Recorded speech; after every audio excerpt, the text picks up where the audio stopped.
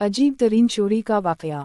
एक निहायत शातिर और माहिर चोर ने चोरी की खातिर महंगा लिबास ज़ेब तन करके मुअज़्ज़ज़ और मोहतरम दिखाई देने वाले शेख जैसा हुलिया बनाया और सराफा बाजार में सुनार की एक दुकान के अंदर चला गया। सुनार ने जब अपनी दुकान में वज़ाक़त से निहायत ही रईस और मोहतरम दिखाई देने वाले शेख को देखा जिसका नूरानी चेहरा चमक रहा था, तो सुनार को ऐसा लगा जैसे इसकी दुकान के भाग जाग उठे हों।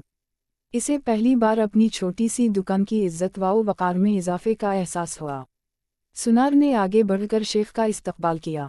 शेख के बहरूपी चोर ने कहा, आपसे आज ख़रीदारी तो ज़रूर होगी, मगर उससे पहले बताएं कि आपके लिए मुमकिन है कि आप अपनी सखावत से हमारे साथ मस्जिद बनाने में हिस्सा डालें। इस नेक काम में आपका हिस्सा ख्वाह एक दिरहम ही क्यों ना हो।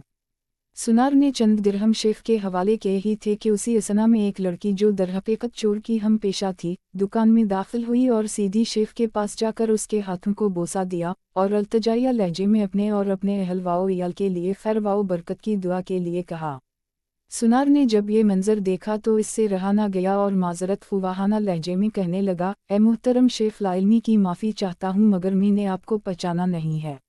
लड़की ने यह सुनकर तअज्जुब का इजहार किया और सुनार से मुखातिब होकर कहने लगी, तुम कैसे बदनसीब इंसान हो, बरकत, इल्म, फजल और रिज़्क़ का सबब खुद चलकर तुम्हारे पास आ गया है और तुम उसे पहचानने से कासिर हो।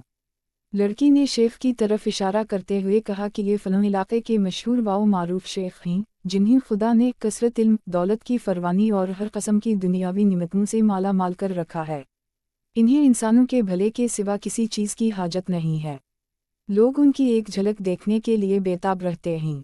सुनार ने शेख से माफ़ी मांगते हुए कहा कि शेख साहब, मैं माफ़ी का तलबगार हूँ, मेरा सारा वक्त इस दुकान में गुजरता है और बाहर की दुनिया से बेखबर रहता हूँ, इसलिए अपनी जहालत की वजह से आप जैसी बरगज़ीदा हस्ती को ना पहचान पाया। शेख ने सुनार से कहा, कोई बात नहीं, इंसान ख़ता का पतला है, गलती पर नादिम होने वाला शख्स खुदा को बहुत पसंद है। तुम ऐसा करो, अभी मेरा ये रुमाल ले लो और 7 दिन इससे अपना चेहरा पोंछते रहो। 7 दिनों के बाद ये रुमाल तुम्हारे लिए ऐसी बरकत और ऐसा रिज़्क़ ले आएगा जहाँ से तुम्हें तवक्को भी ना होगी। जौहरी ने पूरे अदब व एहतराम के साथ रुमाल लिया, उसे बोसा दिया, आंखों को लगाया और अपना चेहरा पोंछा, तो ऐसा करते ही वो बेहोश कर गिरा। इसके गिरते ही शेख और इसकी दोस्त लड़की ने सुनार की दुकान को लूटा और वहाँ से फ़ौरन रफू चक्कर हो गए। इस वाक़ये को जब 4 साल गुजर गए और सुनार रो धोकर अपना नुकसान भूल चुका था, तो 4 साल के बाद पुलिस की वर्दी में मलबूस 2 अहलकार सुनार की दुकान पर आए। उनके साथ वही चोर शेख था जिसको हथकड़ियाँ लगी हुई। सुनार उसे देखते ही पहचान गया। एक पुलिस वाला सुनार के पास आकर पूछने लगा कि आप इस चोर को जानते हैं, क्योंकि आपकी गवाही से ही काजी उसे सज़ा सुना सकता है।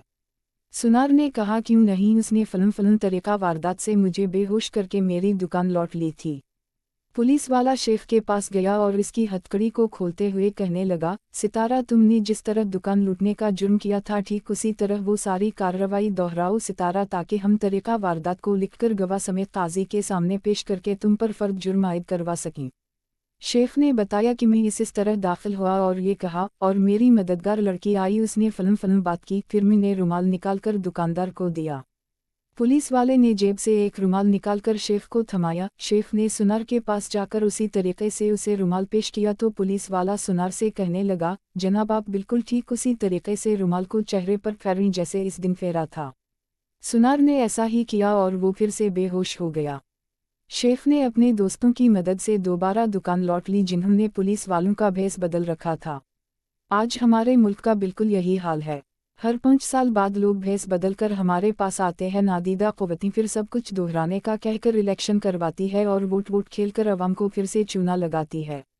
हर दफ़ा एक नया मंजर, नया लिबास, नया बहरूप, नई शक्ल और नया हरबा, जिससे अवाम धोखा खा कर एतबार करती है। अरबी अदब से माखूज़ क़िस्सा।